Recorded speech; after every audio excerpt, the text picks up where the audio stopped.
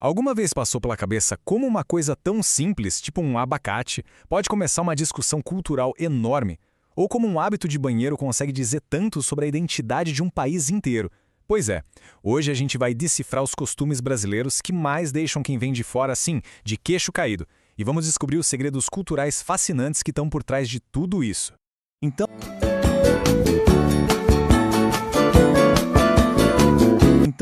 a grande pergunta é: o que será que no nosso dia a dia parece tão diferente para quem nos visita? A gente vai explorar um pouco de tudo, viu? Desde o jeito que a gente come e cumprimenta, até os nossos hábitos de higiene mais íntimos. Se preparar que tem muita surpresa no caminho. Vamos começar pela comida, que é sempre um bom ponto de partida.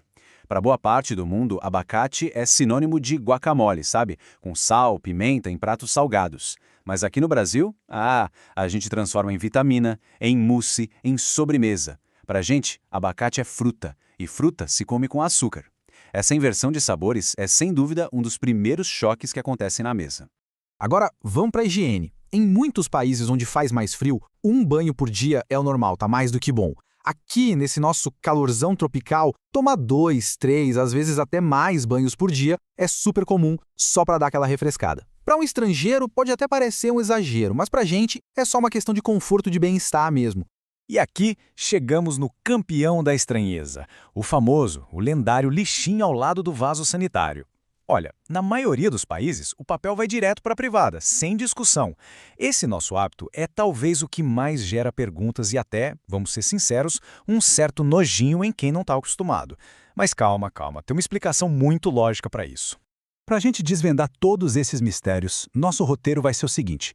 Primeiro, vamos ver mais a fundo o que passa na cabeça dos estrangeiros. Depois, a gente analisa a nossa famosa proximidade física e os nossos rituais do dia a dia. Aí a gente mergulha na nossa linguagem e, por fim, vamos conectar todos os pontos para entender o porquê de tudo isso.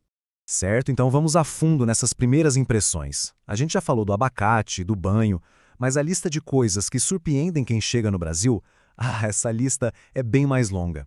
A lista é enorme. A nossa relação com o tempo, por exemplo, é bem mais fluida, né? A conexão humana muitas vezes acaba sendo mais importante que o relógio. No trabalho, a hierarquia é mais solta, por isso a gente chama o chefe pelo primeiro nome. E claro, a nossa cerveja tem que ser estupidamente gelada. E o parabéns para você! É praticamente um evento social super barulhento e cheio de alegria. Muitas dessas surpresas, como essa de chamar o chefe pelo nome, levam a gente para um ponto central da nossa cultura, a proximidade. Vamos falar sobre esse tal de calor humano, sobre o contato físico e o que tudo isso significa pra gente. E aqui a diferença fica muito clara. Onde um aperto de mão formal resolveria tudo para um americano ou um europeu, a gente já chega com abraço, com um beijo no rosto. Tocar no braço de alguém durante uma conversa pra gente é um sinal de conexão, de tamo junto. A gente entende que, para quem não está acostumado, isso pode até parecer uma invasão de espaço, né? E o mais curioso é que nem a gente tem uma regra única para isso. O tal do beijinho de cumprimento varia demais dependendo da região. Em São Paulo, geralmente é 1. No Rio, são 2. Em alguns lugares lá no Sul, pode chegar a 3. É um código social que até os brasileiros precisam ficar ligados quando viajam pelo próprio país. Essa nossa cultura da proximidade também aparece no jeito que a gente cuida da gente e dos nossos espaços. Vamos agora para os rituais diários, aquelas pequenas ações que, quando somadas, formam a nossa identidade cultural. Já falamos dos banhos, né? Mas essa nossa atenção com a higiene vai bem mais fundo. Levar uma escova de dentes e pasta para o trabalho é a coisa mais normal do mundo. Para a gente, estar limpo, cheiroso, com a roupa trocada todo dia, não é só sobre se cuidar. É uma forma de demonstrar respeito pelas pessoas com quem a gente vai interagir.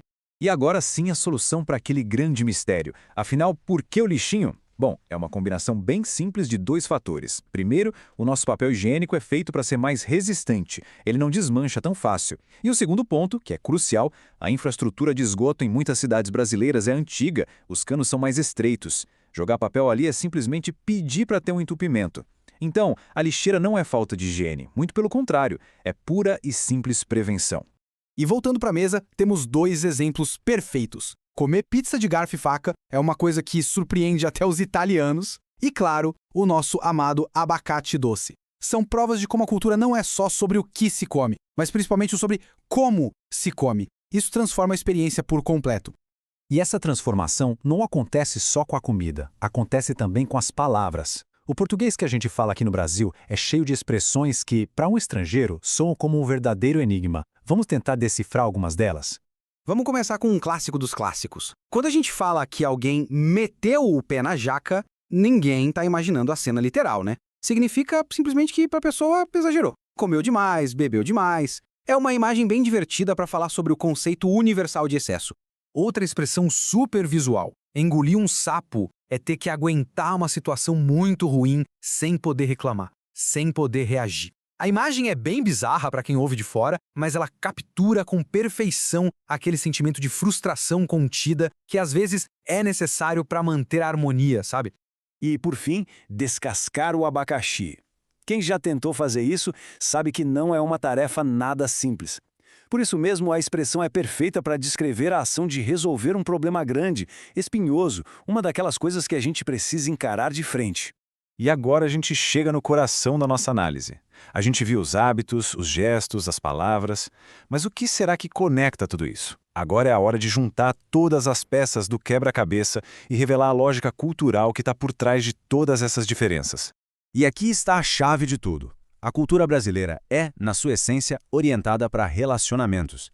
A flexibilidade com o horário, a proximidade física, a informalidade, tudo isso existe porque, para a gente, a conexão humana muitas vezes vale mais do que qualquer regra rígida.